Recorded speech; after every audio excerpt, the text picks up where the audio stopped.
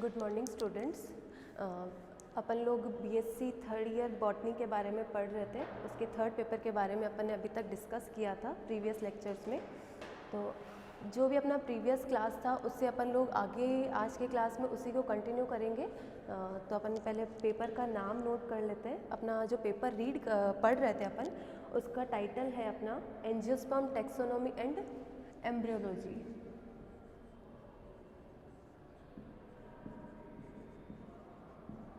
Angiosperm taxonomy and embryology.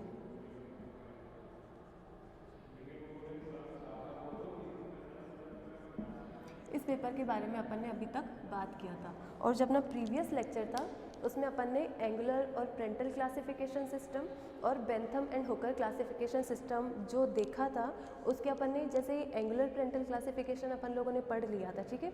Then अपन लोगों ने read किया था बेंथम हुकर क्लासिफिकेशन, वो किस पे बेस्ड है, कौन सी बुक में उनकी सारी चीज़ें जो है पब्लिश की गई थी, कितनी स्पीशीज़ पे उन्होंने वर्क किया था अभी तक, वो सारी चीज़ें अपन ने डिस्कस की थी, ठीक है। और जो भी अपना डिस्कशन था अपने प्रीवियस क्लास में, उसमें अपन ने देखा था जो भी एंगुलर और प्रेंटल क्लासिफिकेशन है उसके मेरिट्स और उसको डीमेरिट्स में क्लासिफाई कर जैसे किया गया, तो वो आपने डिस्कस कर लिया था। देन बेंथम और हुकर का जो क्लासिफिकेशन सिस्टम है उसकी क्या क्या मेरिट्स थी और क्या क्या डीमेरिट्स थी, वो सारी चीज़ें अपन लोगों ने देख ली थी, ठीक है।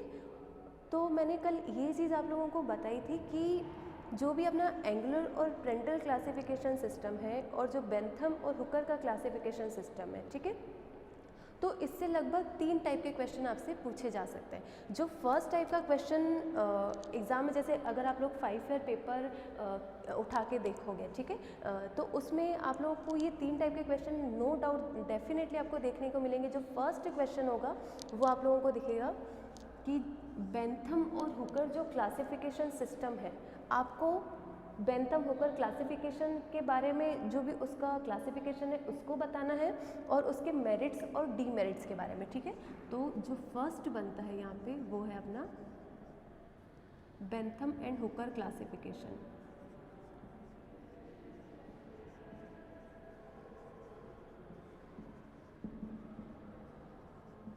ठीक है, कि आपको क्लासिफिकेशन को डिस्क्राइब करना है और उसके बाद में उसकी जो भी मेरिट्स है क्लासिफिकेशन की, मेरिट्स एंड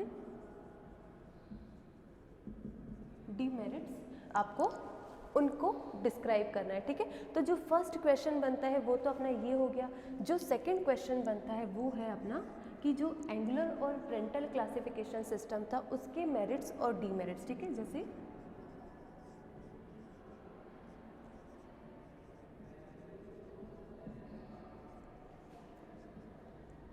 प्रेंटल जो क्लासिफिकेशन है इसकी अपने को मेरिट्स एंड डीमेरिट्स, ये अपना सेकंड हो गया। तो अगर क्वेश्चन के बेसिस पे देखें तो अपने ये फर्स्ट क्वेश्चन के बारे में जो भी अपने को आंसर है या फिर जो भी उसमें डिटेल्स आएगी वो सारी डिटेल्स अपन लोगों ने डिस्कस कर ली थी कल के क्लास में। उसके बाद में जो सेकंड क्वेश्चन बनता है कि एंगुलर और प्रेंटल का जो क्लासिफिकेशन सिस्टम है उसकी जितनी भी मेरिट्स है और जितनी भी डीमेरिट्स है वो चीज़ें भी अपन ने देख ली थी। यानी कि ये 2 जो क्वेश्चन है अपने कंप्लीट कर लिए थे, इनका जो आंसर है किस बेसिस पे करना है वो कंप्लीट कर लिया था। अब सेम ही टॉपिक है, उसी से एक और थर्ड क्वेश्चन बनता है कि जो भी एंगुलर प्रेंटल क्लासिफिकेशन है और जो भी बेंथम हुकर क्लासिफिकेशन है, इन दोनों का कंबाइंड फॉर्म में आपको मेरिट्स का या फिर जो भी डीमेरिट्स है उनको एक कंपैरिजन टेबल के फॉर्म में आंसर करना या फिर उनका कंपैरिजन देना है, ठीक है। कि आपको ये जो दोनों क्लासिफिकेशन है इनको मेरिट्स और डीमेरिट्स या फिर सिर्फ मेरिट या फिर सिर्फ डीमेरिट को क्या करना है, इनको कंपैरिजन टेबल के फॉर्म में आंसर करना है, ठीक है। तो इसका आंसर जो है वो सेम ही होगा, कुछ अलग से इसका आंसर नहीं होगा, ठीक है। लेकिन अपन आज थोड़ा सा इसकी जो भी कंपैरिजन है, जो भी मेजर जो डिफरेंसेस है दोनों में, उनको अपन जस्ट 5 मिनट में थोड़ा सा रिवाइज कर लेते हैं, ठीक है।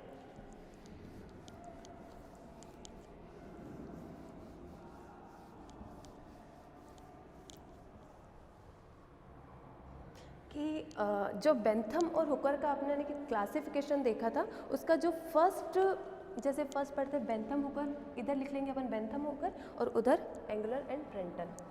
ये हो गया बेंथम हुकर और ये हो गया अपना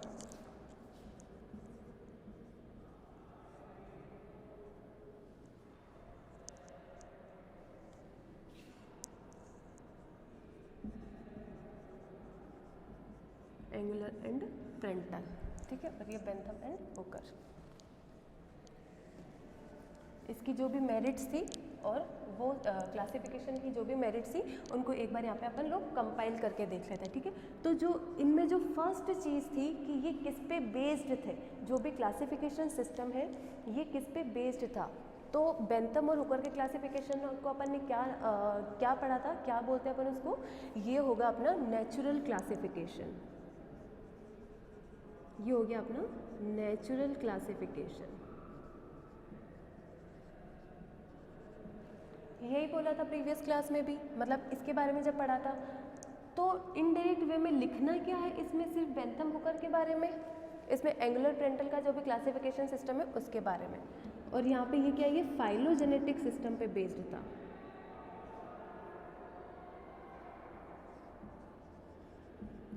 फाइलोजेनेटिक जो भी क्लासिफिकेशन है ये उस पर बेस्ड था, ठीक है। ये हो गया। उसके बाद में सेकंड देखते हैं कि इन्होंने जो है ये कौन से क्लासिफिकेशन को इन्होंने फॉलो किया था। तो इन्होंने डी कैंडोलीज क्लासिफिकेशन को फॉलो किया था। डी कैंडोलीज क्लासिफिकेशन को इन्होंने फॉलो किया था,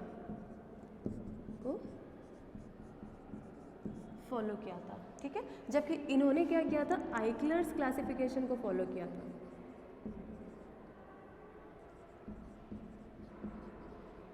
आइक्लर सिस्टम को इन्होंने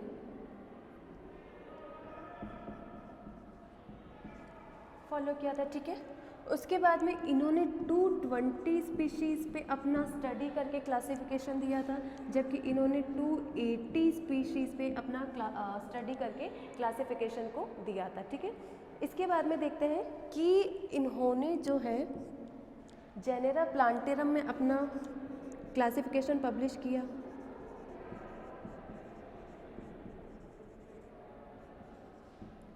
जबकि जो बेंथम और हुकर थे, सॉरी एंगुलर और प्रेंटल थे, उन्होंने क्या किया था, इन्होंने डी नेचुरल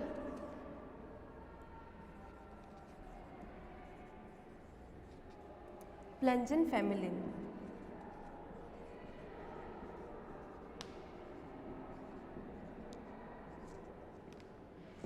करके जो बुक थी उसमें इन्होंने अपना क्लासिफिकेशन दिया था, ठीक है। ये हो गए। इसके बाद में क्या बताया गया था कि इन्होंने क्या किया कि जो जिम्नोस्पर्म प्लांट से उनको मोनोकोट और डाइकोट के बीच में रखा, जबकि इन्होंने क्या किया, जो जिम्नोस्पर्म है उसको एक कंप्लीट ही अलग क्लास बना करके एंजियोस्पर्म से अलग रखा और जो भी डाइकोट और मोनोकोट है उनसे अलग रख के उनको अलग से क्लासीफाई किया, ठीक है। ये हो गया। इसके बाद में नेक्स्ट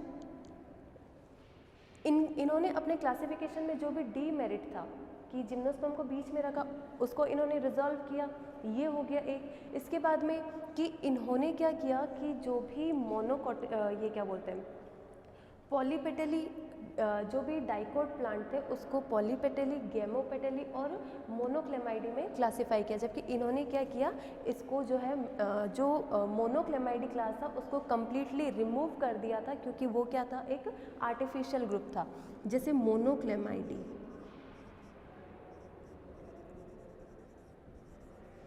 मोनोक्लेमाइडी जो था इन्होंने तो रखा था कि ये एक आर्टिफिशियल ग्रुप बनाया इन्होंने, जो कि आर्टिफिशियल कैरेक्टर्स पे बेस्ड था।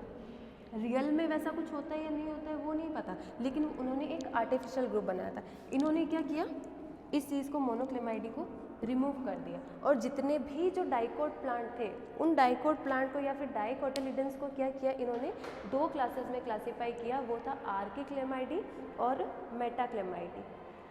इन्होंने क्या किया, इन्होंने दो क्लासेस बनाई डाइकोट की। जो फर्स्ट क्लास था वो था आर्किक्लेमाइडी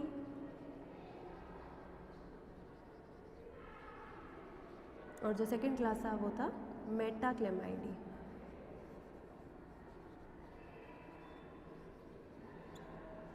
ठीक है, ये हो गया।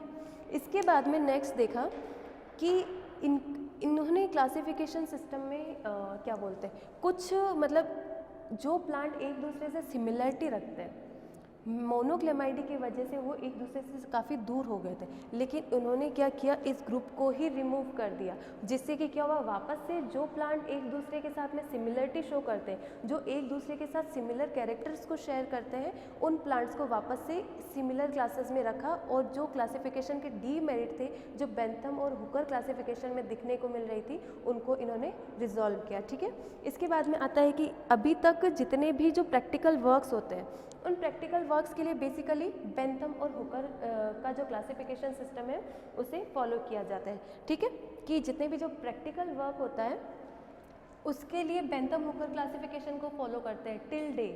लेकिन जितने भी जो होते हैं कि प्लांट्स में जैसे इसमें डीमेरिट ज़्यादा थे, इसके कंपैरिजन ये थोड़ा ज़्यादा जो है करेक्ट था। ठीक है, तो एंगुलर और प्रेंटल का जो क्लासिफिकेशन सिस्टम है, उस क्लासिफिकेशन में क्या देखने को मिलता है कि इससे हम लोग जो भी प्लांट में जो इवोल्यूशनरी चेंजेस हुए हैं, ठीक है, प्लांट में जितना भी डेवलपमेंट हुआ है, जो भी एनवायरमेंटल चेंजेस के कारण जो भी नए नए कैरेक्टर्स का जो इंक्लूड हुआ है प्लांट में, वो सारे जो कैरेक्टरिस्टिक फीचर होते हैं या फिर वो जो चेंजेस होते हैं, उनकी स्टडी अगर हमको करनी है तो हम लोग एंगुलर और प्रेंटल के क्लासिफिकेशन सिस्टम को फॉलो करते हैं। ठीक है, ये हो गया। इसके बाद में हम लोग देखते हैं कि इन्होंने क्या किया कि इन्होंने जो भी बेंथम और हुकर था, बेंथम और हुकर ने बताया कि जो डाइकोट प्लांट है वो तो है प्रिमिटिव, जबकि जो मोनोकोट प्लांट है वो एडवांस है। ठीक है, तो इन्होंने ऐसा बताया, जबकि इन्होंने क्या बताया, जो भी एंगुलर और प्रेंटल है, इन्होंने बताया कि जो मोनोकोट प्लांट है वो प्रिमिटिव है, जबकि जो डाइकोट प्लांट है वो एडवांस है। ठीक है, इनके क्लासिफिकेशन सिस्टम को देखें तो डाइकोट प्लांट क्या थे, पुराने प्लांट थे, और डाइकोट प्लांट से मोनोकोट प्लांट का ओरिजिन हुआ था। ठीक है, जबकि उसमें उन्होंने क्या बताया कि जो मोनोकोट प्लांट है उसी से डाइकोट की ओरिजिन हुई है।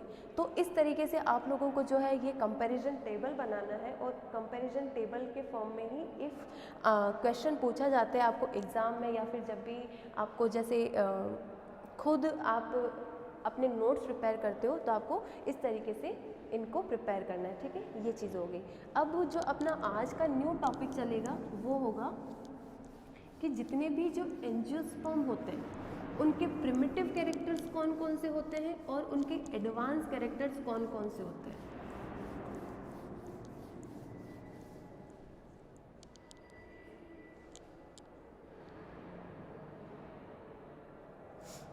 आज हम लोग बात कर रहे हैं कि एंजियोस्पर्म के प्रिमिटिव और एडवांस कैरेक्टर्स के बारे में।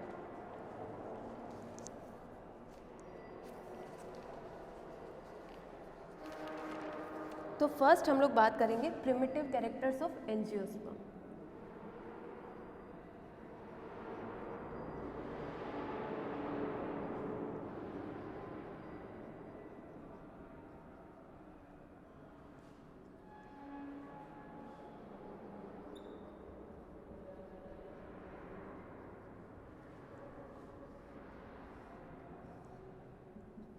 Primitive characters of angiosperm. सबसे पहले हम लोग प्रिमिटिव कैरेक्टर के बारे में बात करेंगे कि जो भी एंजियोस्पर्म प्लांट है, एंजियोस्पर्म प्लांट बेसिकली कौन से प्लांट होते हैं,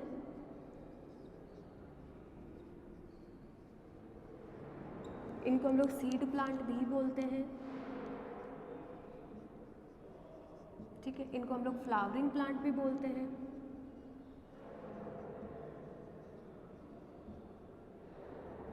और जो थर्ड है कि जो भी सीड प्लांट और जो फ्लावरिंग प्लांट होते हैं उनके लिए हम लोग एक और टर्म यूज़ करते हैं, वो होता है फेनेरोगैम।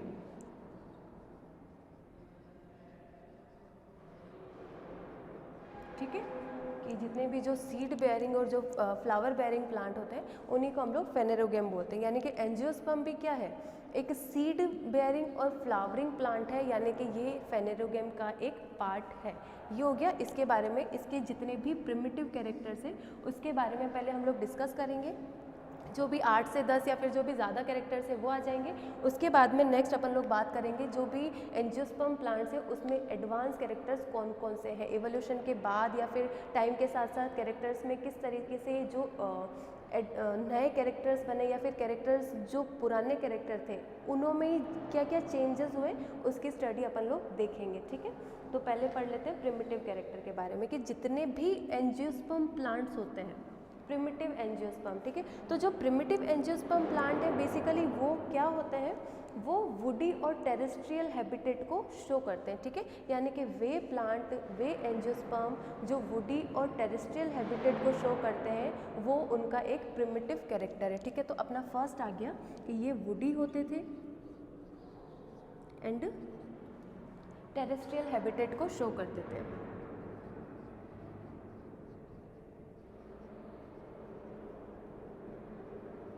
ठीक है, टेरेस्ट्रियल हैबिटेट यानी कि स्थलीय प्रकृति के। इसी के ऑपोजिट अगर हम लोग देखेंगे तो वो क्या हो जाएंगे, जैसे एडवांस कैरेक्टर की अगर अपन साथ में बात करते चले तो वो क्या हो जाएंगे, अगर ये वुडी और टेरेस्ट्रियल है तो वो क्या हो जाएंगे, उन प्लांट्स में जो चेंजेस देखने को मिले थे वो थे कि वो प्लांट टेरेस्ट्रियल हैबिटेट से वो एक्वेटिक हैबिटेट में भी देखने को मिलने लगे। उसके बाद में वो हर्बेशियस नेचर के हमको सीन होने लगे, ठीक है। तो ये इसमें चेंजेस आए थे, ठीक है। उसके बाद में सेकंड कैरेक्टर की अपन बात करें, जो भी एंजियोस्पर्म का सेकंड प्रिमिटिव कैरेक्टर है वो ये कि ये प्लांट क्या करते हैं, या तो बायनियल होते हैं या फिर पेरेनियल नेचर के होते हैं। जैसे पेरेनियल,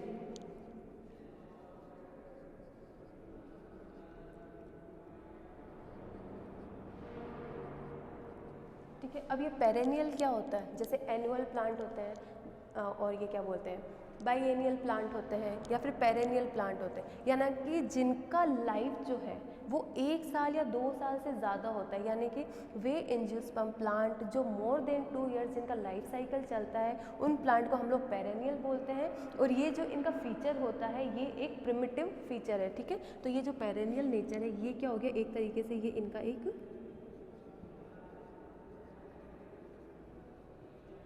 प्रिमिटिव फीचर हो गया, ठीक है।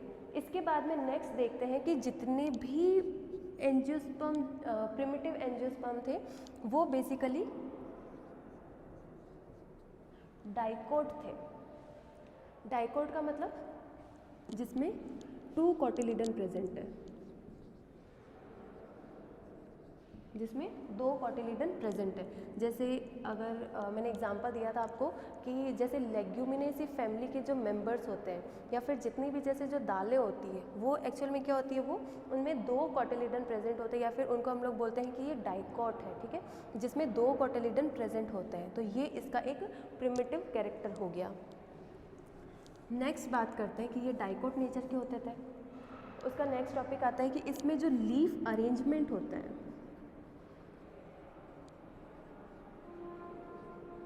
लीफ अरेंजमेंट को प्लांट के ऊपर जो लीव्स होती है या फिर लीव्स का जो अरेंजमेंट होता है वो हम लोग देखते हैं कि जो अलग अलग टाइप की जो स्पीशीज़ होती है या फिर जो अलग अलग टाइप के जो प्लांट पाए जाते हैं उनमें क्या होती है, जो लीफ का अरेंजमेंट होता है वो अरेंजमेंट सब प्लांट्स में वेरी करता है, सब प्लांट में अलग अलग टाइप का देखने को मिलता है, ठीक है। जैसे नीम का पेड़ लिया, नीम के पेड़ पे जो भी लीव्स होंगी उनका अरेंजमेंट अलग होगा।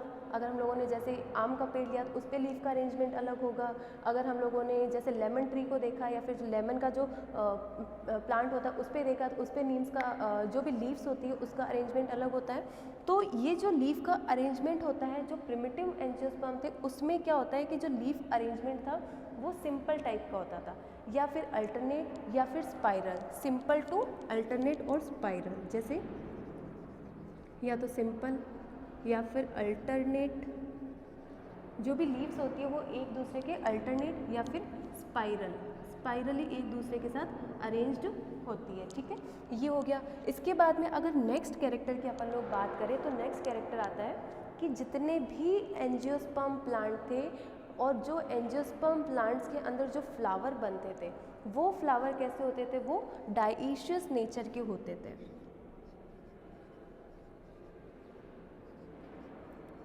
डाइशियस फ्लावर प्रेजेंट होते थे। अब ये डाइशियस फ्लावर क्या होते हैं इसके बारे में अपन ने पहले भी पढ़ा है, प्रीवियस लेक्चर में मैंने इस चीज़ को डिस्कस किया था आप लोगों के साथ, लेकिन अभी वापस से एक बार देख लेते हैं कि जो डाइईशियस नेचर के फ्लावर है और जो मोनोईशियस नेचर के फ्लावर है वो दोनों में डिफरेंसेस क्या है। डाइईशियस फ्लावर का मतलब क्या है कि इसमें जो भी मेल एंड फीमेल फ्लावर बनेंगे वो दो अलग अलग प्लांट पे बनेंगे, ठीक है, कि मेल और female flower are develop on different plant, ठीक है। जो मेल फ्लावर बना है और जो फीमेल फ्लावर बना है ये दोनों जो है डिफरेंट प्लांट पर बनेंगे। जैसे साइकस का अगर अपन लोग बात करते हैं, साइकस वैसे जो एक जिम्नोस्पर्म है, लेकिन जस्ट मैं आपको एक एग्जांपल दे रही हूँ, एंजियोस्पर्म का वो एग्जांपल नहीं है। जो साइकस होता है वो जिम्नोस्पर्म का एग्जांपल है। तो जो साइकस होता है उसमें ये हम लोग प्रैक्टिकल में भी देखेंगे और जो दूसरा अपना सब्जेक्ट है उसमें भी अपन लोग देखेंगे कि जो साइकस होता है, साइकस में क्या होता है कि मेल प्लांट अलग होता है, फीमेल प्लांट अलग होता है। जो मेल प्लांट होता है उस पर मेल जो कोन होता है उसका डेवलपमेंट होता है, जबकि जो फीमेल प्लांट होता है उस पर फीमेल कोन का डेवलपमेंट होता है, ठीक है। तो ये क्या हो गया कि मेल कोन और फीमेल कोन क्या हो गया, एक तरह से मेल स्ट्रक्चर्स और फीमेल रिप्रोडक्टिव स्ट्रक्चर ही हो गए। तो इसी तरीके से जो प्रिमिटिव एंजियोस्पर्म प्लांट थे उनके ऊपर जो फ्लावर बन रहे थे वो फ्लावर भी क्या बन रहे थे, मेल और फीमेल। दिखती बात है कि दो टाइप के फ्लावर बनेंगे या जो भी फ्लावर होगा उस पर दो टाइप की स्ट्रक्चर बनेगी। वो दो स्ट्रक्चर में जो एक टाइप की स्ट्रक्चर होगी उसे हम लोग बोलेंगे मेल स्ट्रक्चर्स या फिर मेल रिप्रोडक्टिव स्ट्रक्चर्स, और सेकेंड टाइप की होगी वो फीमेल रिप्रोडक्टिव स्ट्रक्चर्स। और यहाँ पे हम लोग फ्लावर के टर्म में बात करेंगे तो मेल फ्लावर और फीमेल फ्लावर जो है वो दो अलग अलग प्लांट पे बनेंगे, सेम प्लांट पे नहीं बनेंगे। जबकि अगर इसी के साथ अपन लोग देखे हैं एडवांस कैरेक्टर के बारे में कि एंजियोस्पर्म में जो एडवांस कैरेक्टर होता है उसमें क्या होता है, ये डाइशियस फ्लावर होते हैं, जबकि एंजियोस्पर्म के एडवांस कैरेक्टरिस्टिक में ये मोनोइशियस जो फ्लावर होते हैं वो मोनोइशियस नेचर शो करते हैं, ठीक है। ये हो गया। इसके बाद में अपना जो नेक्स्ट कैरेक्टर आता है वो ये है कि जितने भी एंजियोस्पर्म थे प्रिमिटिव उनके जाइलम में वेसल्स जो है वो एब्सेंट होती थी, उनके जाइलम में वेसल्स एब्सेंट होती थी, जो वेसल्स होती थी वो एब्सेंट होती थी। जैसे जाइलम है, जाइलम क्या काम कर रहा है, जाइलम वाटर ट्रांसपोर्ट का काम कर रहा है। और ये वाटर कहाँ से गेन करेगा, जैसे रूट सिस्टम है, रूट सिस्टम क्या करेगा, वाटर को एब्जॉर्ब करता है सॉइल से एब्जॉर्ब करने के बाद में वहाँ पे जो भी वेस्कुलर सिस्टम होता है उस वेस्कुलर सिस्टम में जाइलम और फ्लोएम पाए जाते हैं। तो जाइलम क्या करता है, रूट सिस्टम से वाटर को लेकर के उसको जो है लीव्स तक ट्रांसपोर्ट करने का काम करता है। तो जाइलम बेसिकली चार पोर्शन से मिलकर बना होता है और जो फ्लोएम होता है वो भी बेसिकली क्या होता है, चार अलग अलग ऑर्गन से या फिर जो चार उसके भी अलग अलग पार्ट होते हैं, ठीक है। अब जो जाइलम है उसके चार पार्ट कौन से हैं, ट्रैकिड्स, वेसल्स और जाइलम फाइबर और जाइलम पैरेन्काइमा। तो उसमें से जो है वेसल्स इसमें एब्सेंट होती है, ठीक है। और बाकी इसकी जो भी जबकि जो ट्रैकिड्स होते हैं, वेसल्स तो कम्प्लीटली एब्सेंट है, सिर्फ तीन ही पार्ट यहाँ पे प्रेजेंट है, सिर्फ तीन पार्ट प्रेजेंट है। जबकि इसका जो फ्लोएम होता है, फ्लोएम के अंदर क्या होता है कि जो ट्रैकिड्स पाए जाते हैं या फिर फ्लोएम नहीं, जबकि जाइलम के अंदर ही जो ट्रैकिड्स पाए जाते हैं उन ट्रैकिड्स पर क्या होता है, एक इमर्जेस या फिर एक थिकनिंग पाई जाती है और वो थिकनिंग को अपन लोग बोलते हैं स्केलरी फॉर्म थिकनिंग, ठीक है। तो इसमें क्या होता है कि जो भी जाइलम होता है, जो प्रिमिटिव एंजियोस्पर्म प्लांट होते हैं उनके जाइलम में वेसल्स एब्सेंट होती है और जो ट्रैकिड्स होते हैं, ट्रैकिड्स भी क्या है, जैसे एक तो हो गई वेसल्स और एक हो गई ट्रैकिड्स, इस पर क्या होती है, थिकनिंग पाई जाती है। और ये थिकनिंग कैसी होती है, स्केलरी फॉर्म होती है, यानी कि सीढ़ी नुमा जो है थिकनिंग पाई जाती है।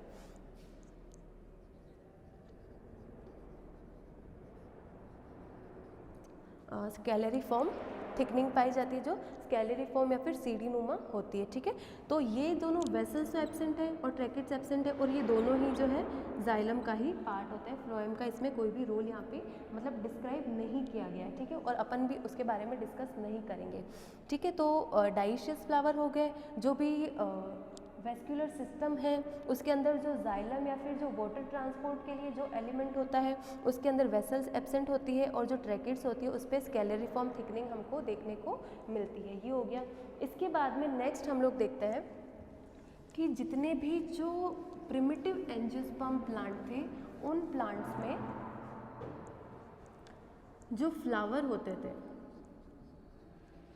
टेक्सोनोमी के अंदर जो 2 से 3 टर्म है जैसे डाइशियस और मोनोइशियस, इसका हम लोगों ने टेक्सोनोमी का जब हम लोग जनरल इंट्रोडक्शन देख रहे थे और जो उसके प्रिंसिपल्स थे उसमें हम लोगों ने ये चीज़ें डिस्कस की थी, जैसे डाइशियस और मोनोइशियस का भी देखा था। और जो अपना नेक्स्ट जो पॉइंट अपन लोग पढ़ रहे हैं उसमें जो टर्म यूज़ आने वाली है वो भी अपन लोगों ने वहाँ पे पढ़ी थी।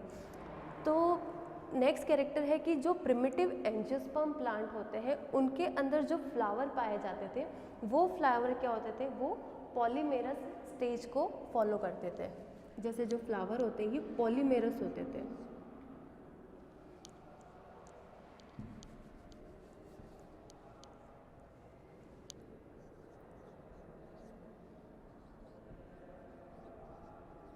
ये पॉलीमेरस टाइप के होते थे।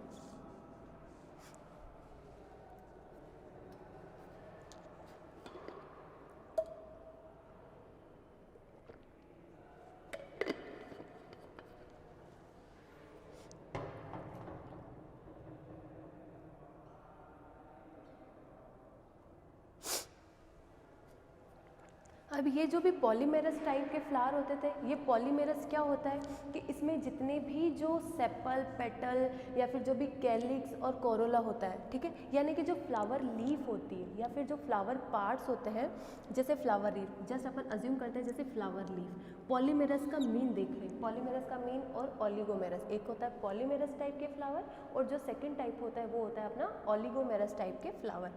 तो इसमें जो पॉलीमेरस टाइप के फ्लावर होते हैं उसमें क्या होता है, जैसे फ्लावर लीव्स,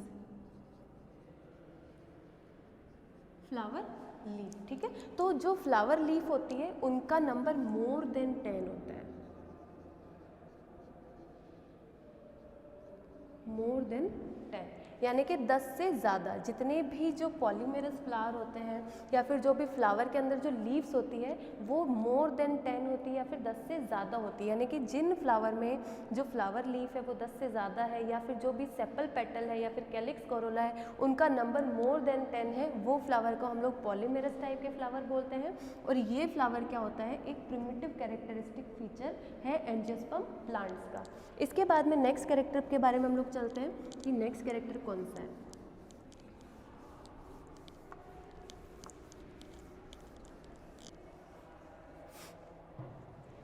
अपना जो नेक्स्ट कैरेक्टर है इसका वो ये है कि जितने भी जो एंजियोस्पर्म प्लांट होते हैं उसमें कैलिक्स और कोरोला यानी कि अनुबाह्य दलपुंज और बाह्य दलपुंज, ये पार्ट किसका है, ये फ्लावर का ही पार्ट है, ठीक है। तो जो भी प्रिमिटिव एंजियोस्पर्म प्लांट थे उनके अंदर जो भी फ्लावर्स पाए जाते थे, फ्लावर्स के अंदर जो कैलिक्स और कोरोला है,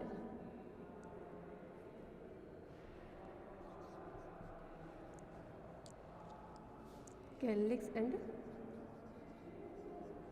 कोरोला, ठीक है, कि जो भी कैलिक्स और कोरोला है ये दोनों का नंबर इक्वल पाया जाता था, ये इक्वल नंबर में पाया जाता था,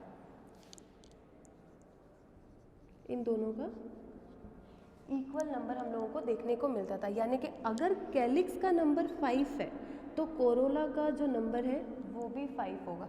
ये होगा जैसे कैलिक्स हो गया अपना बाह्य दलपुंज और दलपुंज, ठीक है, जैसे फ्लावर पार्ट होते हैं अनुबाह्य दलपुंज, बाह्य दलपुंज, दलपुंज, ठीक है, ये सारी चीज़ें। तो कैलिक्स का नंबर अगर 5 है तो कोरोला का जो नंबर है वो भी 5 होगा। अगर मान लिया कि कैलिक्स का नंबर 4 है तो कोरोला का नंबर कितना होगा, 4 होगा। अगर कैलिक्स का नंबर 6 है तो कोरोला का नंबर कितना होगा, 6 होगा। तो कैलिक्स और कोरोला जो होते हैं वो दोनों इक्वल नंबर में पाए जाते हैं, यानी कि जो इनकी इक्वल नंबर में जो प्रेजेंट होती है या फिर जो इनकी इक्वल नंबर में ये जो अरेंज होते हैं, ये कैरेक्टरिस्टिक फीचर है अपने प्रिमिटिव एंजियोस्पर्म प्लांट्स का। ये हो गया, इक्वल नंबर में पाए जाते हैं। इसके बाद में अपना जो नेक्स्ट कैरेक्टरिस्टिक फीचर है या फिर जो प्रिमिटिव कैरेक्टर है वो आता है कि जितने भी इसमें जो कैलिक्स और कोरोला है या फिर जो भी फ्लावर पार्ट्स है, जैसे फ्लावर पार्ट लिख लेते हैं अपन लोग, या फिर जो फ्लावर लीव्स होती है, जैसे फ्लावर लीव्स,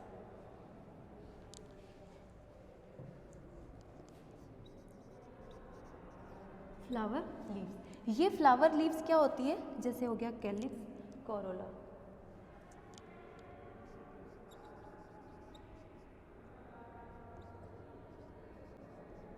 या फिर जो भी सेपल और पेटल जो होते थे, ठीक है। तो ये जो फ्लावर लीव्स होती है वो क्या होती है, वो एक एस्टिवेशन शो करती है, एक टाइप का अरेंजमेंट शो करती है, और जो अरेंजमेंट ये शो करती है उस अरेंजमेंट को हम लोग बोलते हैं इम्ब्रिकेट एस्टिवेशन। Imbricate aestivation. अब ये इम्ब्रिकेट एस्टिवेशन कौन सी नई टेंशन है, इम्ब्रिकेट एस्टिवेशन, ठीक है। एस्टिवेशन का मीन क्या होता है, एस्टिवेशन का मीन होता है अरेंजमेंट, चीज़ों का अरेंजमेंट, ठीक है। और इम्ब्रिकेट का मतलब क्या होता है, जैसे हिंदी में अगर अपन लोग बोलेंगे तो कोर छाती विन्यास। अब ये कोर छाती विन्यास या इम्ब्रिकेट एस्टिवेशन क्या है कि जब फ्लावर लीफ, जितनी भी जो फ्लावर लीफ होती है या फिर जो फ्लावर पार्ट होते हैं, जब वो एक दूसरे से फ्री होते हैं, एक दूसरे के साथ में अरेंज नहीं होते या फिर एक के साथ एक यूँ लग के नहीं होते, इनका जो अरेंजमेंट होता है तो ये एक दूसरे से अलग अलग प्रेजेंट होते हैं, एक दूसरे को टच नहीं कर रहे होते हैं, ठीक है। इनके जो भी एंड्स होते हैं वो एक दूसरे को टच नहीं कर रहे होते, एक दूसरे से फ्री होते हैं, यानी कि फ्लावर इम्ब्रिकेट एस्टिवेशन का मीन होता है फ्लावर जो पार्ट होते हैं वो एक दूसरे से फ्री होते हैं, एक दूसरे के साथ में इनका कोई भी जो है कनेक्शन नहीं होता है, या फिर इनके जो एंड होते हैं वो एक दूसरे को टच नहीं कर रहे होते हैं। तो इस तरह का जो अरेंजमेंट होता है या फिर जो एस्टिवेशन होता है वो अपने किसका कैरेक्टरिस्टिक फीचर है, वो अगेन एक कैरेक्टरिस्टिक फीचर है प्रिमिटिव एंजियोस्पर्म प्लांट्स का, ठीक है। ये हो गया।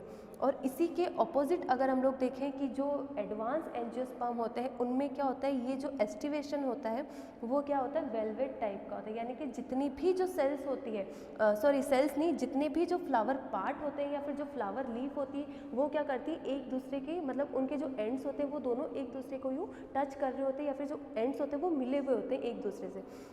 इसके अलावा इसके बारे में और ज़्यादा क्लियरिटी आपको कब आएगी, जब अपन लोग फ्लावर फार्मूलाज के बारे में बात करेंगे। फ्लावर फार्मूला जैसे बीच में जो है ये क्या बोलते हैं, एंड्रोशियम गाइनोशियम का स्ट्रक्चर बना दिया, फिर पेटल सेपल, इन सबको जो अपन एक डायग्राम के फॉर्म में बनाते हैं, और वो डायग्राम का अपन लोग क्या बोलते हैं, फ्लावर डायग्राम। तो उसमें क्या होता है कि जैसे ये एक, जैसे मान लिया कि ये सेपल है, ठीक है, या फिर ये कोरोला है और ये एक कोरोला है, तो ये दोनों क्या हो गए, ये हो गया, ये हो गया, ये हो गया, ठीक है। यानी कि इनके जो एंड है, ये एंड क्या कर रहा है, इसके साथ में ओवरलैप कर रहा है, ओवरलैप कर रहा है, यानी कि ये कौन सा एस्टिवेशन करेगा, अगर एक दूसरे के साथ ओवरलैप कर रहे हैं या फिर जो एंड से वो एक दूसरे के साथ टच कर रहे हैं थोड़ा सा भी, तो वो जो एस्टिवेशन होता है उसको अपन लोग बोलते हैं वेलवेट एस्टिवेशन। ये हो जाता है अपना वेलवेट एस्टिवेशन, जो एडवांस एंजियोस्पर्म का कैरेक्टर है। लेकिन इम्ब्रिकेट एस्टिवेशन में क्या होता है कि जो फ्लावर पार्ट है वो एक दूसरे से फ्री है, जैसे ये हो गया, ये हो गया, ये हो गया और ये हो गया, ठीक है। तो ये क्या कर रहे हैं, ये एक दूसरे से फ्री है, ये कहीं पे भी एक दूसरे को जो है ओवरलैप नहीं कर रहे हैं। तो इस तरीके का जो एस्टिवेशन होता है उसे हम लोग बोलते हैं इम्ब्रिकेट टाइप का एस्टिवेशन, ठीक है। ये हो गया।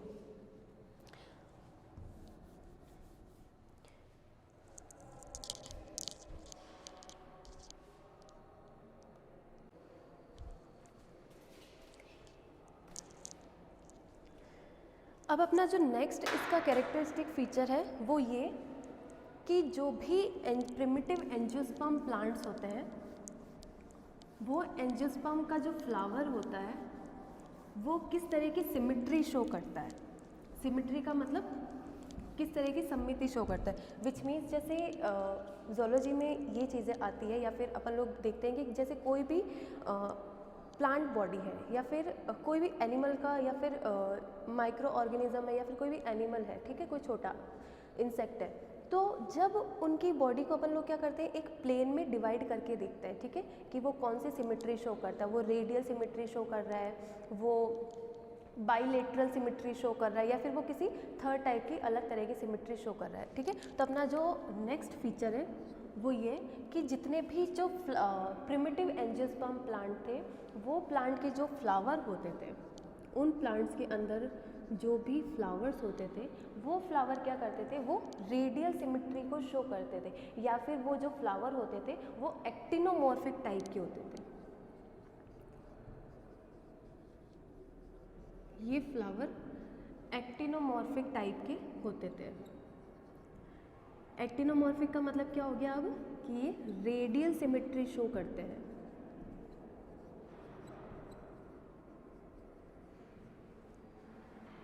यही होगा कि इनके जो फ्लावर्स होते थे, वो फ्लावर क्या करते थे, अपने एक्टिनोमॉर्फिक टाइप के होते थे। उसके अलावा ये जो एक्टिनोमॉर्फिक जो टाइप है, उसी को उसके अंदर जो सिमेट्री होती है, या फिर उसी को हम लोग बोलते हैं कि ये रेडियल सिमेट्री शो करते थे। अब एक्टिनोमॉर्फिक या रेडियल सिमेट्री क्या होता है कि जब हम किसी भी प्लांट को, या फिर जैसे फ्लावर है, अगर हम फ्लावर को 2 से ज़्यादा प्लेन में डिवाइड करें तब वो हमको इक्वल पार्ट्स में मिलेगा, ठीक है। जैसे कोई फ्लावर है जिसके 5 लीफ है, ठीक है, तो अगर हम उसको, जैसे ये कोई फ्लावर बना रहे हैं, ठीक है, जैसे ये कोई फ्लावर है, ठीक है। अब ये फ्लावर अगर एक्टिनोमॉर्फिक टाइप का है या फिर ये रेडियल सिमेट्री शो कर रहा है, तो इसको मैं किसी भी बेसिस पे 2 अलग अलग पार्ट में, 2 इक्वल हाफ में डिवाइड नहीं कर पाऊंगी। अगर इसको इक्वल हाफ में डिवाइड करना है तो मुझे क्या करना पड़ेगा, इसको 2 से ज़्यादा प्लेन में डिवाइड करना पड़ेगा। जब इसे 2 से ज़्यादा प्लेन में डिवाइड करेंगे तो ये क्या करेगा, इक्वल हाफ में डिवाइड होगा, ठीक है। जब इसको 2 से ज़्यादा प्लेन में हम लोग डिवाइड करेंगे तब ये इक्वल पार्ट में डिवाइड होगा। तो इस तरह की तो वे फ्लावर जो रेडियल सिमेट्री शो करते हैं या फिर एक्टिनोमॉर्फिक टाइप का सिमेट्री शो करते हैं, वो एंजियोस्पर्म का एक प्रिमिटिव कैरेक्टरिस्टिक फीचर होता है, ठीक है। इसके बाद में नेक्स्ट देखते हैं कि इसके जो फ्लावर होते हैं, फ्लावर के अंदर जो ओवरी होती है, ठीक है, जो फीमेल स्ट्रक्चर होती है या फिर जिसके अंदर एग का फॉर्मेशन होता है, ठीक है। तो जो फ्लावर होते हैं वो बेसिकली क्या होते हैं, हाइपोगाइनस टाइप के होते हैं।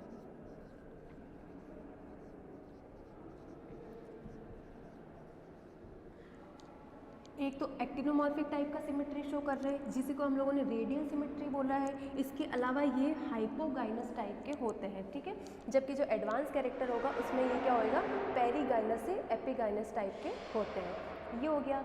अब नेक्स्ट बात करें कि फ्लावर के अंदर एक तो ये हो गया। अब अपन बात करते हैं नेक्स्ट कि जो इसमें ओवरी होती है, जो भी फ्लावर है और फ्लावर के अंदर जो ओवरी होती है वो क्या होती है, वो सुपीरियर टाइप की होती है, यानी कि ये एक प्रिमिटिव कैरेक्टर है, ठीक है। ये हो गया। इसके बाद में देखते हैं कि जो ओव्यूल है, ओवरी के अंदर ओव्यूल्स का डेवलपमेंट होता है। तो ये आ गया अपना यहाँ पे ओव्यूल, कि जो भी ओव्यूल होते हैं, अब जो ओव्यूल होते हैं वो क्या करते हैं, कुछ लेयर से या फिर इनके चारों तरफ क्या होता है, जैसे सेल है, किसी भी अपन नॉर्मली किसी सेल की बात करते हैं, जैसे ये कोई सेल है, या फिर न्यूक्लियस की बात करते हैं, जैसे कोई न्यूक्लियस है, सेल का न्यूक्लियस है, या तो सेल या फिर सेल का न्यूक्लियस। अब ये सेम स्ट्रक्चर है, ठीक है। तो इसके चारों तरफ क्या होती है कि एक मेम्ब्रेन पाई जाती है। जैसे मान लिया ये है, तो ये क्या, एक पतली सी मेम्ब्रेन है, यानी कि इसके अंदर जो भी जेनेटिक मटेरियल है या फिर जो भी अलग, जो जैसे न्यूक्लियस के अंदर जो ये स्ट्रक्चर है, ठीक है। तो इसमें जो ये मान लिया कि ये डीएनए है, ठीक है, न्यूक्लियस है वो डीएनए को कवर करके रख रही है, या फिर सेल है तो वो अलग अलग टाइप के सेल ऑर्गेनेल्स को अपने अंदर एनक्लोज करके रख रही है, ठीक है। तो ये क्या करती है, या सेल या फिर जो न्यूक्लियस होते हैं या फिर जितने भी जो यूकैरियोटिक ऑर्गेनिज्म होते हैं, उनमें क्या होता है कि जो सेल है या जो न्यूक्लियस है वो क्या करती है, एक मेम्ब्रेन से कवर्ड रहते हैं, ठीक है, या फिर जो मेम्ब्रेन बाउंड स्ट्रक्चर होती है। तो ये यहाँ पे क्या होती है, ये जो मेम्ब्रेन है या फिर जो झिल्ली है, मेम्ब्रेन को हम लोग क्या बोलते हैं, झिल्ली ही बोलते हैं। तो ये क्या कर रहा है, यहाँ पे एक मेम्ब्रेन से बाउंड है। ठीक है। तो मेम्ब्रेन से बाउंड है तो सेम ओव्यूल के साथ भी होता है कि जो ओव्यूल होता है यह भी क्या करता है, इसके चारों तरफ भी ये मेम्ब्रेन से कवर्ड होता है। अब मेम्ब्रेन से तो कवर्ड होगा, लेकिन मेम्ब्रेन से कवर्ड है तो मेम्ब्रेन की नंबर के बेसिस पे कि जितने भी जो प्रिमिटिव एंजियोस्पर्म थे उनमें क्या होता है कि ओव्यूल जो होता है वो 2 मेम्ब्रेन से कवर्ड रहता है या फिर 2 झिल्लियों से कवर्ड रहता है। ठीक है, यहाँ पे जो मेम्ब्रेन है वो कितनी है, 2, और मेम्ब्रेन या फिर जो झिल्ली है उसी को ही हमने क्या नाम दिया है, इंटीगमेंट। ठीक है, कि ये 2 इंटीगमेंट से कवर्ड रहता है, जबकि जो एडवांस कैरेक्टर है उसमें हम लोग देखते हैं कि उसमें सिंगल इंटीगमेंट पाई जाती है। ठीक है, तो ये हो गया यहाँ पे कि इसमें 2 इंटीगमेंट होती है, मेम्ब्रेन कवर्ड होता है, इसी को हम लोग बोलते हैं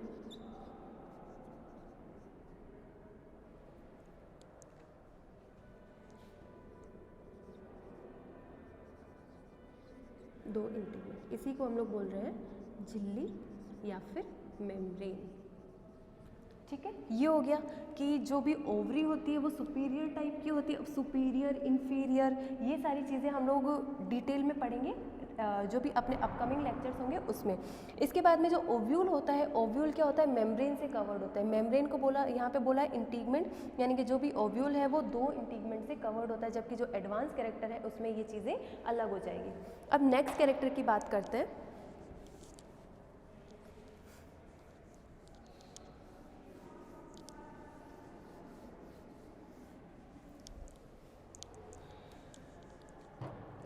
कि जितने भी जो प्रिमिटिव एंजियोस्पर्म प्लांट होते हैं उनमें क्या होता है, जैसे कार्पल है, कोई भी फ्लावर है, जैसे फ्लावर है, ये एक फ्लावर है, तो फ्लावर के बेसिकली 4 पार्ट्स होते हैं। 4 पार्ट कौन से होंगे, सेपल, पेटल, स्टेमन और कार्पल। ठीक है, सेपल, पेटल और स्टेमन क्या हो गया, ये मेल स्ट्रक्चर हो गई और ये इसमें फीमेल स्ट्रक्चर हो गई। ठीक है, तो अब अपने बात कर रहे हैं इस कार्पल यानी कि ये फीमेल स्ट्रक्चर के बारे में। स्टेमन क्या होता है, जिसको जैसे एंथ्रेजोइड्स होते हैं जो मेल गैमीट होते हैं, जैसे स्पोर्स होते हैं या फिर स्पर्म होते हैं। ठीक उसी तरीके से जो एंजियोस्पर्म प्लांट होते हैं उसमें हम लोग इनको क्या बोलते हैं, स्टेमन बोलते हैं। तो ये जो भी फ्लावर है या फिर इसमें जो भी फ्लावर के अंदर जो कार्पल पाया जाता है वो कार्पल को नेक्स्ट टारगेट कर रहे हैं कि कार्पल। अब ये जो प्रिमिटिव टाइप के जो कार्पल थे इसके अंदर क्या था कि स्टाइल और स्टिग्मा एब्सेंट होते थे। स्टाइल एंड स्टिग्मा, ये स्टाइल और स्टिग्मा किसका पार्ट है, ये स्टाइल और स्टिग्मा पार्ट है कार्पल का। जैसे ये मान लिया हमने कि ये जो है ये कंप्लीट कार्पल है। ठीक है, तो इसका एक तो हो गया ये बेसल पोर्शन हो गया, एक ये इसका मिडिल पोर्शन हो गया और एक इसका ये एपिकल पोर्शन हो गया। ठीक है, तो इसमें से जो ये वाला पोर्शन है वही स्टाइल और स्टिग्मा है। जैसे ये स्टाइल है तो ये स्टिग्मा है, सॉरी ये स्टिग्मा है, ये स्टाइल है। ठीक है, तो इसमें क्या होता है कि स्टाइल और जो स्टिग्मा है वो दोनों ही एब्सेंट होते हैं। स्टाइल एंड जो स्टिग्मा है वो एब्सेंट होते थे, जबकि जो एडवांस कैरेक्टर है उसमें ये दोनों ही चीज़ें देखने को मिलती है। इसके बाद में देखते हैं कि जो कार्पल होता है उसमें जो स्टॉक होता है, इसमें जो स्टॉक होता है, कल जैसे मैंने आपको बताया था कि स्टॉक क्या है, कि जितने भी जैसे कोई लीफ है, अगर लीफ प्लांट से या फिर जो भी छोटी छोटी ब्रांचेस होती है अगर वो अपनी ब्रांचेस के साथ में अरेंज हो रखी है, ब्रांचेस के साथ में वो कनेक्ट हो रखी है तो या फिर वो जुड़ी हुई है, तो जो छोटी सी जो डंठल जैसी या फिर जो छोटी सी स्ट्रक्चर होती है, पतला सा जो स्टेम दिखता है, वो स्टेम को ही हम लोग क्या बोलते हैं, स्टॉक। और इसी को जैसे स्टॉक है, तो जितने भी जो प्रिमिटिव एंजियोस्पर्म थे उनमें क्या होता था कि ये जो स्टॉक है, ये स्टॉक पेटियोल लाइक स्ट्रक्चर का बना होता था। ये जो स्टॉक है ये पेटियोल लाइक स्ट्रक्चर का बनता है, लेकिन एक्चुअल में पेटियोल नहीं होता है, स्टॉक ही पेटियोल है, लेकिन एक्चुअल में ये पेटियोल नहीं होता है, ये सिर्फ पेटियोल लाइक स्ट्रक्चर होती है जिसको यहाँ पे बोला है स्टाइप। ठीक है, इसी को यहाँ पे बोला है स्टाइप। तो इसमें क्या होता है, जो कार्पल है उसमें स्टाइल और स्टिग्मा एब्सेंट होते हैं और पेटियोल लाइक स्ट्रक्चर पाई जाती है। जो स्टॉक होते हैं वो पेटियोल लाइक होते हैं जिसको स्टाइप बोलते हैं। ठीक है, ये हो गया। इसके बाद में इसका जो नेक्स्ट फीचर है वो ये है कि इसमें जो कार्पल है, वापस से कार्पल के बारे में ही बात कर रहे हैं कि जो कार्पल होते हैं वो लार्ज लीफ लाइक स्ट्रक्चर होती है। जितने भी कार्पल होते हैं वो लार्ज लीफ लाइक स्ट्रक्चर होती है, लार्ज लीफ लाइक स्ट्रक्चर से बने हुए होते हैं। ठीक है, और जितने भी कार्पल होते हैं उसके अंदर क्या होती है, मल्टीपल ओव्यूल प्रेजेंट होते हैं। जैसे लार्ज लीफ लाइक स्ट्रक्चर है और इसमें मल्टीपल ओव्यूल प्रेजेंट होते हैं, मल्टीपल ओव्यूल्स प्रेजेंट होते हैं। कार्पल एक लीफ लाइक स्ट्रक्चर है। जैसे अगर कोई लीफ लाइक स्ट्रक्चर है तो उस लीफ लाइक स्ट्रक्चर की जो लोअर सरफेस होती है उसमें फोल्डेड फॉर्म में मल्टीपल ओव्यूल प्रेजेंट होते हैं and this is the characteristic feature of primitive angiosperm. ये हो गया। इसके बाद में नेक्स्ट बात करते हैं अपन लोग स्टेमिन के बारे में। नेक्स्ट आता है अपना स्टेमिन। सारी बातें कर ली अभी तक अपन लोगों ने कि जो भी फ्लावर पार्ट है या फिर जो भी प्लांट बॉडी है उसमें कौन कौन सी चीज़ें प्रिमिटिव कैरेक्टर्स के फॉर्म में पाई जाती है। ठीक है, तो अपन ने देखा था कि जो फ्लावर है वो है एक तो sepal, petal, stamen and carpel. ठीक है, सेपल, पेटल या कैलिक्स कोरोला के बारे में बात कर ली थी। अभी अपन लोगों ने कार्पल के बारे में बात कर लिया है कि जो कार्पल होते हैं वो लीफ लाइक स्ट्रक्चर होते हैं। उसकी जो लीफ की लोअर सरफेस होती है उस पर फोल्डेड फॉर्म में बहुत सारे ओव्यूल्स प्रेजेंट होते हैं। और इसके अलावा क्या बोलते हैं, जो भी कार्पल है वो कार्पल क्या होती है, उस पर स्टाइल और स्टिग्मा एब्सेंट होता है। अगर स्टाइल और स्टिग्मा एब्सेंट है तो वो कनेक्ट किसके थ्रू हो रहे हैं, मतलब जो भी मेन फ्लावर है उसके उस पर वो कौन से टिश्यूज़ के थ्रू कनेक्ट हो रहे हैं। तो उस पर क्या होता है, एक जो स्टॉक होता है वो क्या होता है, एक पेटियोल लाइक स्ट्रक्चर के थ्रू पेटियोल लाइक स्ट्रक्चर होती है। वो जो पेटियोल लाइक स्ट्रक्चर है या फिर जो स्टॉक जो पेटियोल लाइक अपीयरेंस दे रहा है उसको यहाँ पे बोला था स्टाइप। ठीक है, ये हो गया। ये सारे इसके बारे में अपन लोगों ने कार्पल के बारे में बात कर लिया था। अब बात आती है स्टेमन के बारे में कि जो प्रिमिटिव एंजियोस्पर्म थे उसमें स्टेमन किस तरीके के होते थे। ठीक है, तो यहाँ पे हम लोग लेते हैं स्टेमन। ये हो गया स्टेमन। स्टेमन क्या है, मेल रिप्रोडक्टिव स्ट्रक्चर होती है। तो इसमें जितने भी जो स्टेमन होते हैं वो फर्स्ट तो लीफ लाइक,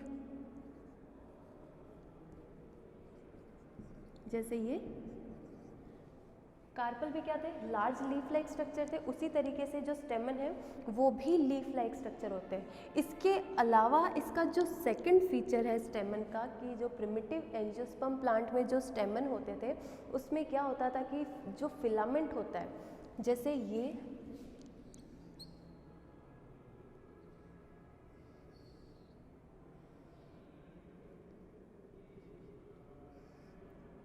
ठीक है, जैसे ये एक स्टेमन का स्ट्रक्चर है।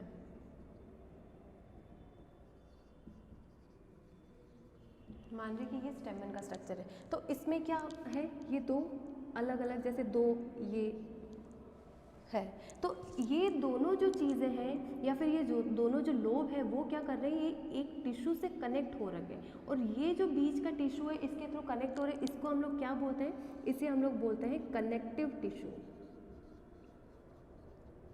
Connective tissue. ठीक है, तो इसके जो दो लोब है ये बाई लोब्ड स्टेमन है। जस्ट अज्यूम कर रहे हैं कि ये एक बाई लोब्ड स्टेमन है जो कि एक दूसरे से कनेक्टिव टिश्यू के थ्रू कनेक्ट रहते हैं। लेकिन अब ये तो हो गया एडवांस कैरेक्टर कि ये इसमें कनेक्टिव टिश्यू पाया जाता है, लेकिन जो प्रिमिटिव एंजियोस्पर्म थे उसमें जो स्टेमन पाए जाते थे उसमें ये कनेक्टिव टिश्यू प्रेजेंट नहीं होता था। उसमें क्या था, ये कनेक्टिव टिश्यू एब्सेंट होता था। कनेक्टिव टिश्यू जो है ये एब्सेंट है। ठीक है, कनेक्टिव टिश्यू अगर एब्सेंट है तो ये चीज़ तो है ही नहीं, यहाँ पे कनेक्टिव टिश्यू एब्सेंट हो गया। ठीक है, तो ये चीज़ है ही नहीं, विच मीन्स ये क्या हो गया, ये ब्रॉड हो गए। तो इसमें कनेक्टिव टिश्यू एब्सेंट होता था, ये लीफ लाइक होते थे, ब्रॉड होते थे और कनेक्टिव टिश्यू इसमें एब्सेंट होता था। ये चीज़ें हो गई। ठीक है, इसके बाद में अगर पॉलिनेशन की बात करें कि इसमें किस टाइप का पॉलिनेशन देखने को मिलता है, तो ये जितने भी प्रिमिटिव एंजियोस्पर्म थे उसमें पॉलिनेशन इंसेक्ट्स के थ्रू होता था, बाय इंसेक्ट्स या फिर इंसेक्ट्स के थ्रू इनमें पॉलिनेशन होता था। जैसे अगर पॉलन इंसेक्ट्स के थ्रू पॉलिनेशन कैसे होता था कि जो भी पॉलन ग्रेन्स बने, जैसे पॉलन ग्रेन्स है, ये हो गए पोलन ग्रेन्स, ठीक है, छोटे छोटे से पोलन ग्रेन है। तो जब भी कोई इंसेक्ट ऐसे फ्लावर पे फीड कर रहा है या फिर उससे नेक्टर एब्जॉर्ब कर रहा है, तो उसके जो भी बॉडी होती है या फिर उसके जो भी फेदर होते हैं उन पे क्या होते हैं, ये पोलन ग्रेन्स अटैच हो जाते हैं। तो जब ये इंसेक्ट एक फ्लावर से दूसरे फ्लावर पर जो है जाता है, तो ये क्या करता है, अपने साथ में इन पोलन ग्रेन्स को भी कैरी करता है और एक जगह से दूसरी जगह पे इनको ट्रांसपोर्ट करता है। तो ये जो प्रोसेस होता है इसको हम लोग बोलते हैं पॉलिनेशन। ये हो गया। और जो लास्ट फीचर है इसका वो है अपना, इसमें एंडोस्पर्म, कि जितने भी जो प्रिमिटिव एंजियोस्पर्म प्लांट्स होते थे उनके जो सीड्स होते थे, जैसे सीड है, ठीक है, तो ये जो सीड होते थे ये एंडोस्पर्मिक होते थे, सीड एंडोस्पर्मिक टाइप के होते थे, सीड जो है वो एंडोस्पर्मिक होते थे, ठीक है, ये हो गया। जबकि जो एडवांस एंजियोस्पर्म है उनमें क्या होता है, ये नॉन एंडोस्पर्मिक टाइप के सीड भी देखने को मिलते हैं, जो एक इवोल्यूशन का रिजल्ट है, ठीक है, ये हो गया। तो अभी तक हम लोगों ने करीबन जो भी 12 से 13 कैरेक्टर जो बात किया है, जो डिस्कस किए हैं, वो सारे कौन से कैरेक्टर है, वो एंजियोस्पर्म प्लांट्स के प्रिमिटिव कैरेक्टर है, ठीक है, कि जो भी पुराने कैरेक्टर है, जब एंजियोस्पर्म प्लांट का ओरिजिन हुआ था और उस टाइम जो भी अर्थ पे उनको क्लाइमेटिक कंडीशंस या फिर जो भी एनवायरमेंटल कंडीशंस उनको मिली थी, तो वो उन कंडीशंस के बेसिस पे उन्होंने अपने अंदर जो भी डेवलपमेंट किया या फिर उस टाइम में प्लांट में जो जो स्ट्रक्चर्स प्रेजेंट होती थी या जो जो वो कैरेक्टर शेयर करते थे, वो ये सारे कैरेक्टर को शेयर करते थे या फिर ये सारे कैरेक्टर उनमें प्रेजेंट होते थे। अब हम लोग बात करेंगे कि जितने भी जो करीबन 3 से 4 अपन एडवांस कैरेक्टर्स के बारे में बात कर लेते हैं। आगे के जो नेक्स्ट अपना टॉपिक बचेगा एडवांस फीचर्स या फिर जो एडवांस कैरेक्टर्स है एंजियोस्पर्म के, उसके बारे में फिर अपन लोग नेक्स्ट लेक्चर में उनको कंप्लीट करेंगे। तो अब अपना टॉपिक है अपना नेक्स्ट कि एडवांस्ड कैरेक्टर्स ऑफ एंजियोस्पर्म।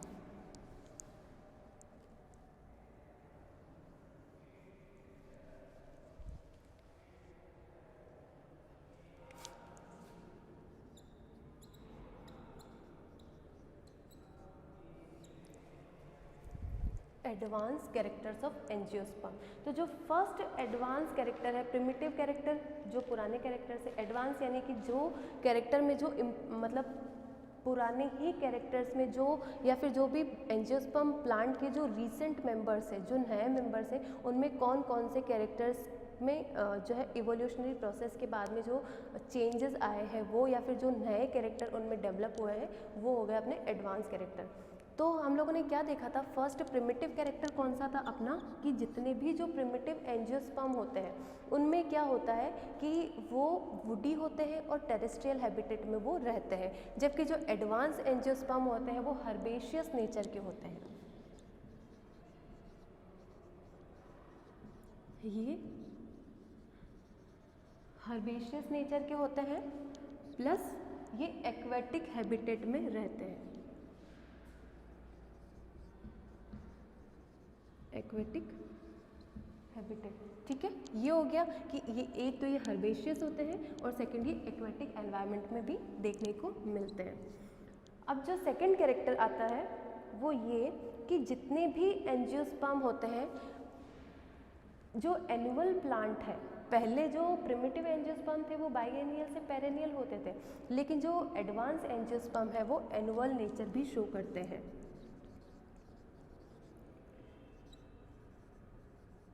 इनका लाइफ साइकिल 1 ईयर का एनुअल का मतलब क्या है, जो अपना लाइफ साइकिल एक साल में कंप्लीट कर लेते हैं। एक साल जैसे एक साल के अंदर ही उनको अपना कंप्लीट, जैसे उनकी प्लांट बॉडी जो है वो 5 फीट हाइट की है, तो वो एक साल में वो 5 फीट जो हाइट है वो गेन कर लेंगे। उसके बाद में उसमें फ्लावर्स भी लग जाएंगे, उस पर सीड्स भी फॉर्म, फ्रूट भी फॉर्म हो जाएंगे, सीड्स भी फॉर्म हो जाएंगे, और फाइनली जो प्लांट है उसकी डेथ भी हो जाएगी, विच मीन्स उनका जो कंप्लीट लाइफ साइकिल है वो एक साल में ही, जैसे एक साल के अंदर अंदर वो ख़त्म हो जाता है। ठीक है, ये हो गया कि ये 1 ईयर इनका लाइफ साइकिल होता है, एनुअल प्लांट जिनका लाइफ साइकिल 1 ईयर का होता है, 1 ईयर लाइफ साइकिल, ये हो गया। इसके बाद में इसका जो थर्ड एडवांस कैरेक्टर है वो ये कि ये मोनोकोट नेचर को शो करते हैं, ये मोनोकोट टाइप के होते हैं। मोनोकोट यानी कि सिंगल कोटिलेडन,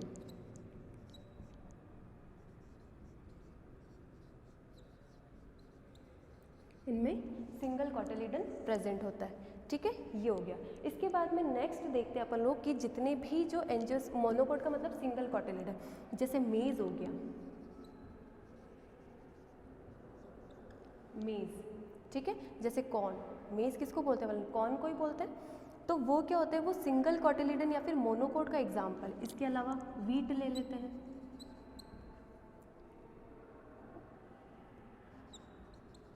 वीट हो गया, राइस हो गए, ये सारे क्या है, ये जितने भी जो प्लांट है ये सारे मोनोकोट बिहेवियर को शो करते हैं, और जो मोनोकोट टाइप का बिहेवियर ये शो करते हैं वो एक एंजियोस्पर्म का एडवांस कैरेक्टर है। ठीक है, आज हम लोग इन्हीं 3 एडवांस कैरेक्टर के बारे में बात करेंगे।